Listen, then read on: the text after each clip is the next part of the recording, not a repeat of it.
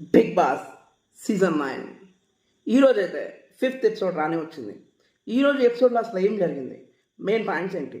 So ఈరోజు ఎపిసోడ్లో Sanjana captain అయిన తర్వాత ఫస్ట్ టైం అందరినీ గ్యాదర్ చేసి, సో అందరికీ ఒక విజ్ఞప్తి, మీరు కెప్టెన్ చెప్పినట్టుగా చేయాలి. కెప్టెన్ చెప్పినప్పుడు చేయకుండా బిగ్ బాస్ చెప్పే వరకు మేము వినము, బిగ్ బాస్ చెప్తేనే వింటాము అని మాట్లాడకూడదు. మీరు అలా మాట్లాడితే కాన్సిక్వెన్సెస్ చూడాల్సి వస్తుందని సంజన అనౌన్స్ చేసినప్పుడు హరీష్ అయితే దానికి, మాస్క్ మ్యాన్ హరీష్ అయితే దానికి ఒప్పుకోలేదు.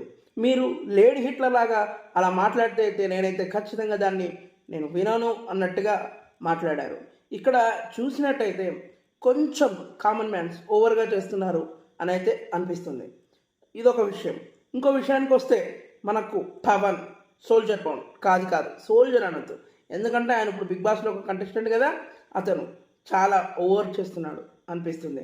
నేను జరిగిన గేమ్లో అయితే ఆయన ఖచ్చితంగా చేతి పైన ఉన్నటువంటి ఏదైతే అక్కడ దానిపైన సపోర్ట్ తీసుకోవడానికి ఉందో పైన చేతి పెట్టి సపోర్ట్ తీసుకున్నాడు, కానీ సపోర్ట్ తీసుకోలేదు నేను అని చెప్పి అయితే ఆయన వాదించాడు. అట్లా వాదించడం అయితే తప్పే కదా, తప్పు చేయలేదు అని చెప్పి వాదించడం చాలా పెద్ద తప్పు. సో ఆ తప్పు అయితే ఆయన చేసిండు.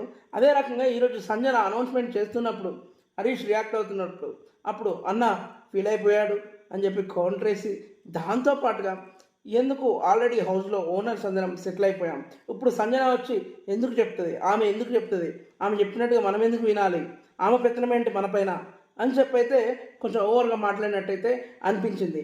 ఇట్లాంటి బిహేవియర్తో పవన్ ఆడినట్లయితే ఖచ్చితంగా ఎక్కువ రోజులు హౌస్లో ఉండడు.